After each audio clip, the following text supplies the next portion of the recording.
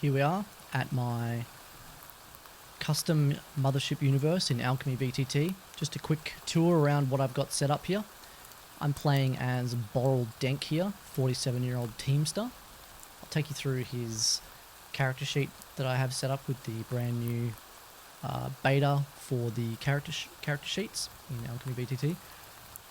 Borrel Denk, 47, Teamster. Here are his stats that I've set up. Teamster, once per session, you may take advantage of a panic check. He has no trinkets at the moment.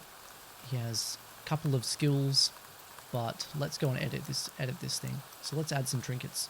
I'm gonna add a trinket. So I've got the whole 100 trinkets table in here.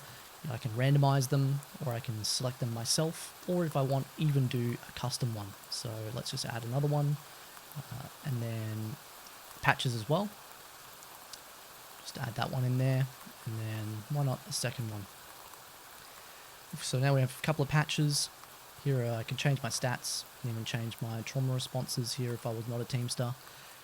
I've survived one session. Got a few train skills here. Let's add in, let's say he also has firearms. I think is the skill. I think it's 10. Might be 15. Might be an expert skill, I forget. I don't have the thing in front of me. Or do I? It's military training, actually. Military training. Okay, so let's save that. So he's got a bit of military training as well. What we've got here, over on the left, is this handy skills tab. So you can see at a glance, without having to open up my character sheet, all of my skills that I have. Military training's been added just there. On the right hand side, I have my trackers. So I've got some wound pips. So he's already taken one wound. He's been a bit beat up. A bit of stress over here. He's got a little bit of health left, and he's got no armor. So he's in a bit of trouble. So if he's say he's running away from some kind of monster at Heron Terraforming Station here, he finds an armory, for example. Let's add some equipment. So in the armory, he finds a standard. Let's do a search. Standard battle dress. Let's add one of those. But he also finds a pulse rifle. Let's add pulse rifle, and I'm also going to add 5 shots. So if I do this, I'm going to equip all of these. Click, click, and click. One thing that happens is the standard battle dress, if I view this, it has an armor class of 7, but it doesn't automatically update my tracker here. There's no connection between these two things. So what I would do is I'd go to my trackers, edit it, I'd go here. I actually have, this is the only tracker that works differently to all the other ones. The value of the armor is actually up here in the label. So I'm going to put 7 there, save that. The actual pip is the Boolean value so that my players know, is it destroyed or is it active? So I've just found the armor, so it's working. So I've got a blue pip. Now, say I'm going to fight a monster here. I've got my gun, I've got my armor. I'm going to head out there. I'm going to shoot this thing. I am going to run out there, and I could do like a combat check here. So these are all the basic actions. Say I picked up a rock off the ground. I wanted to throw it at this monster as a desperate attempt to do something. Maybe I do combat, maybe I do strength, whichever one. But let's just do combat here. I've got it set up so that it auto selects combat, but I can also add any skills that would help me here. So maybe I've got some pocket sand, and my rim wires for some reason helps me throw my pocket sand at this monster. I'm going to roll this. I have now added 10 to my 18 of combat. So you can see on my skills here, I have a combat of 18. My rim wires give me an additional 10. So the target is 28, but I've failed spectacularly. I've got a 40. So I'm going to increase my stress by 1. I now have 9 stress. Perhaps my failed pocket sand attempt resulted in the death of a crewmate, so I'm going to panic because they just got ripped in half. So I'm going to roll a panic here, and it looks like I rolled a 13, but I only have 9 stress. There is also no way currently in the system for this to know that I've failed the roll and then not show me the result. So I just tell my players, if the number is higher than your stress, you just ignore it. So I do not get a death wish because I'm not stressed enough to panic here. But I've had enough of this stuff. My teammate has just died. I am going to actually, no more pocket sand. We're going to shoot instead. I've got my pulse rifle. So what I've done is every single item, I'm just going to show you here, is it has, if I view this, that's the ammo, sorry. If I go to pulse rifle, view, if I edit this thing, and I go to my actions, every single one of my items, it took forever, but I've set up actions where it makes sense. So every weapon has an attack. Let's go into the attack. I've set it up as a dice pool. It has, you uncheck the use attribute / skill. You set it to 1d100 because that's the roll, the combat check roll. And then I have roll under or equal to combat, and then have $prompt. This allows me to select a skill to add to the roll under or equal to value. So say military training gives me a +10 over my 18, so it'd be a 28. So that's what kind of allows me to set up my roll for the combat roll here. And then down here, I have the attack. So it will do 3d10 dice roll for a range of 300. I have no idea if this, I don't use this at all. I put them in because that's what the book says the stats are, but I don't use them at all. However, I do have pulse rifle ammo. So I need to add this here. Every single time you add a weapon into your inventory, you need to go and edit this action and add your ammo in there. And what this will do is that whenever I use this action, it will decrement the ammo for me, so I don't have to do it manually. It's kind of cool, but it also does not stop me from firing the weapon if it's empty. And it also doesn't know about like reloads or clip sizes or magazine sizes. So that's just something you've got to kind of remember at this stage. There's no good way that I've found to work around this. But let's save that. So I'm going to say I've loaded my pulse rifle now. So I have 5 bursts in my pulse rifle, and I am going to do an action. So you can see over here in this actions thing, if I just want to do a regular combat roll, I can do it here in my quick bar, but I'm going to do the pulse rifle attack. So I'm going to roll here.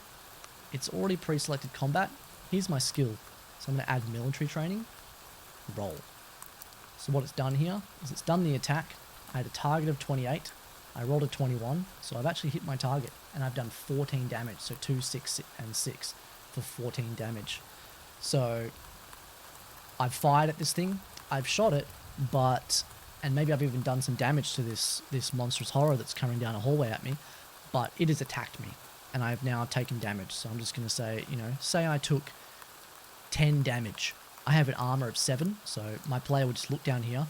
You have 7 armor. Oh, that's only 7 armor. So I've reduced the damage I'm taking by 7. So I'm only losing 3 damage right here. So I've lost 3, but my armor is now destroyed.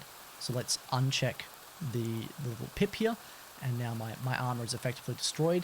I'm still wearing it. I can still use like the radio communicator in there or something, but I'm no longer getting any armor. So next time I get hit, I'll know when I look down here, there's no pip, so I don't get to offset the damage by 7. That is kind of a quick glance at like how the player kind of stuff is set up. Let's jump over to my DM view here and head on up to the Metamorphosis, which is the ship that's in orbit.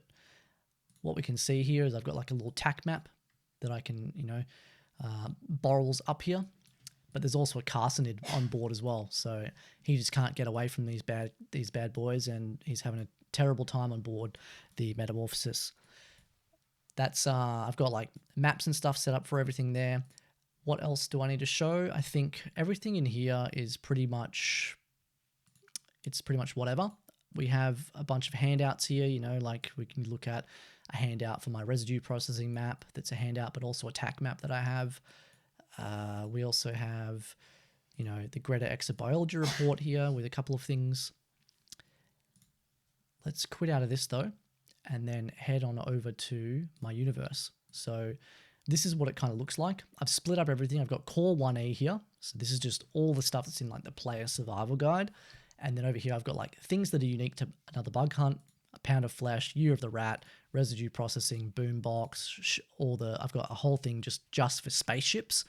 And then, but if I go to everything here, you can see I've got, a huge long list of all the NPCs that I've got that I've used so far. I have a bunch of handouts.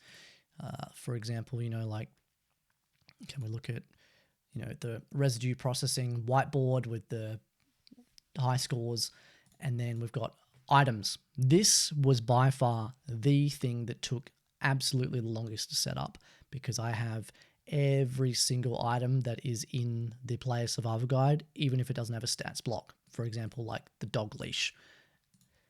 I also have, you know, so you can see every single weapon here also has, oh, I actually have to go to, you can't do it from here. I've got to go to core 1E.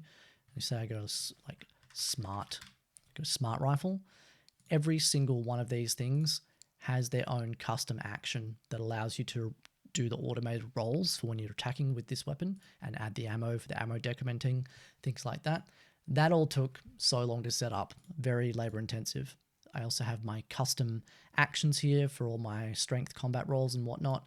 All my scenes, so if we open up the scenes here, you just got like a huge amount of scenes here to select from that I work with, and then a bunch of assets for like ambient noises, music, and whatnot.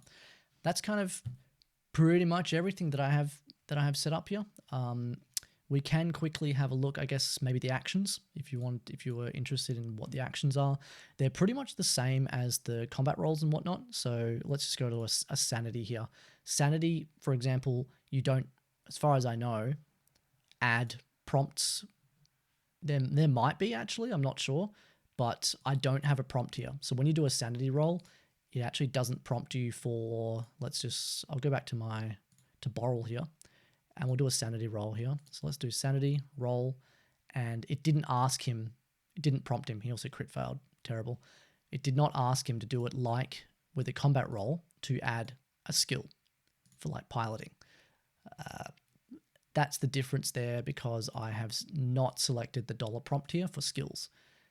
If I were to go back and go to like combat, we've got like the dice pool with the prompt. So that allows me to select whatever I want to help me with the combat.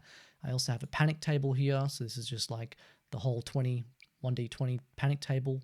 We have, if I go into my system builder here and I go to like the new character template, we've got like all the dice set up here. We have sheet with new character template here. All the stuff here that I've kind of set up that allows you to have all your skills and things, trackers, inventory, actions, and whatnot. That's pretty much everything that I have to show. Hope this is useful for anyone that's looking to maybe set this up for themselves in Mothership.